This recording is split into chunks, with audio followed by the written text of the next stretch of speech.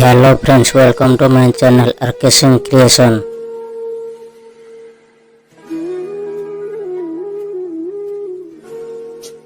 ଅହଙ୍କାର ଆଉ ସଂସ୍କାରରେ ବହୁତ ବଡ଼ ପାର୍ଥକ୍ୟ ଅଛି। ଅହଙ୍କାରରେ ଆମେ ଅନ୍ୟର ମୁଣ୍ଡକୁ ତଳକୁ କରି ଖୁସି ହୋଇଥାଉ, ଆଉ ସଂସ୍କାରରେ ନିଜ ମୁଣ୍ଡକୁ ତଳକୁ ନୁଆଇ ଖୁସି ହୋଇଥାଉ। ବର୍ତ୍ତମାନ ଚୁପ୍ ରହିବା ଠିକ୍ ମନେ ହୁଏ, କାରଣ ବୁଝିବାକୁ କେହି ନାହାନ୍ତି ଏବଂ ଯେଉଁମାନେ ବୁଝୁଥିଲେ ଏବେ ସେମାନେ ଭିନ୍ନ ଅର୍ଥରେ କଥାକୁ ବୁଝୁଛନ୍ତି।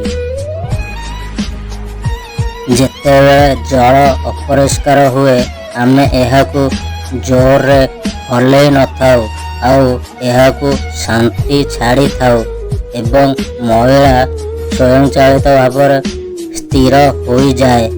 ସେହିଭଳି ଯେତେବେଳେ ଜୀବନରେ ସମସ୍ୟା ଉପୁଜେ, ଅସ୍ଥିର ହେବା ପରିବର୍ତ୍ତେ ଶାନ୍ତ ଭାବରେ ଚିନ୍ତା କର, ସମାଧାନର ରାସ୍ତା ନିଶ୍ଚୟ ଭାବରେ ମିଳିବ। ଦୁନିଆକୁ ମିଛ କହୁଥିବା ଲୋକ ହିଁ ପସନ୍ଦ ଆସନ୍ତି।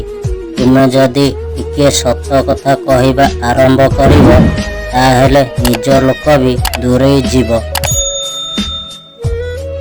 କ୍ରୋଧରେ କୁହାଯାଇଥିବା ଗୋଟିଏ ଶବ୍ଦ ଏତେ ବିଷାକ୍ତ ଯେ ଆପଣଙ୍କ 1000 ମିଠା କଥାକୁ ଗୋଟିଏ ମିନିଟରେ ନଷ୍ଟ କରିଦିଏ। ତେଣୁ କ୍ରୋଧ ସମୟରେ ପାଟିକୁ ବନ୍ଦ କରି ନୀରବ ରହିବା ଉଚିତ। ସମୟ ଓ ପରିସ୍ଥିତି ମଣିଷକୁ ଏମିତି ମୋଡ଼ରେ ଛିଡ଼ା କରିଦିଏ, କିଛି ଭୁଲ ନ କରି ବି ଏ ଦୁନିଆ ତାକୁ ଦୋଷୀ କରିଦିଏ।